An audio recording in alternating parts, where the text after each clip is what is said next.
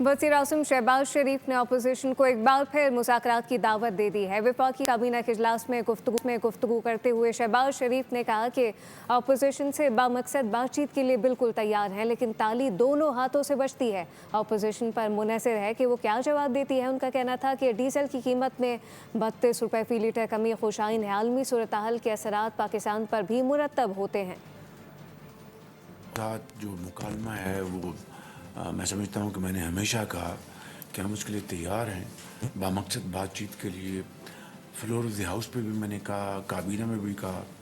आज फिर मैं ये बात दोहराना चाहता हूँ कि एक बामकसद बातचीत के लिए हम तैयार हैं और उसके लिए मैं फिर इस फोरम से ऑपोजिशन को इनवाइट करता हूँ कि वो आएँ, बैठ के बात करें। मईशत के लिए जो हमने इक़दामात किए हैं पिछले 2.5 साल में, उसमें अल्हम्दुलिल्लाह आहिस्ता आहिस्ता बेहतरी आ रही है।